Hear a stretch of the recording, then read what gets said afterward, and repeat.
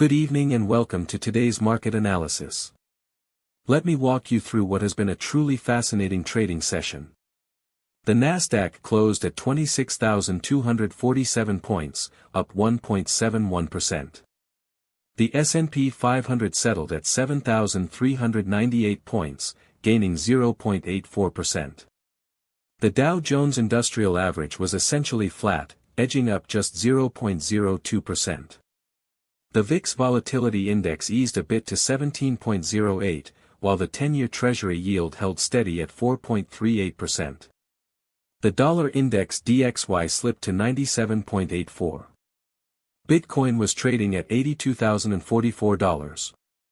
WTI crude oil stood at $95.42 per barrel, and spot gold continued its strong run at $4,715 an ounce. The strongest sector today was technology, with the S&P 500 tech sector surging more than 3.27%.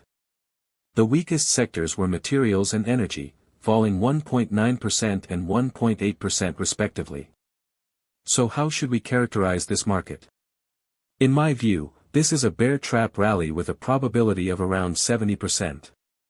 The capital flow story is very clear. Money is moving out of cyclical sectors like materials and energy on a large scale, and pouring into tech growth stocks, particularly semiconductors and artificial intelligence. At the same time, some safe haven capital is flowing into gold. This is not a broad-based risk-on move. It is an extreme structural crowding trade. Let us walk through the global path today. Asian markets were broadly lower.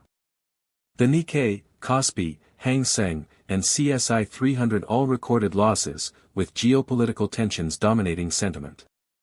European markets followed Asia lower, with German, French, and British indices all closing in the red. But US markets told a completely different story. After a weak open, stocks quickly reversed and rallied throughout the session. Tech stocks led the charge, and the Nasdaq hit a fresh record high, creating a massive divergence with the Dow. The market completely ignored the University of Michigan Consumer Confidence Index, which hit an all-time low. This is an extremely strong signal. Ignoring bad news means the market is incredibly resilient. It tells us that the core contradiction driving market pricing is no longer about the overall health of the macro economy.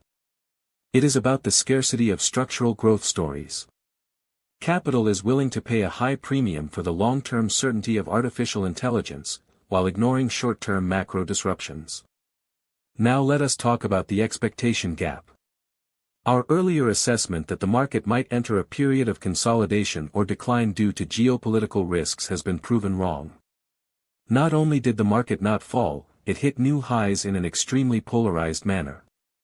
We underestimated the ability of a single theme to hijack the entire market index, and we underestimated the determination of capital to crowd together when supported by favorable interest rate and currency conditions. A new structural signal emerged today, with a probability of around 85%.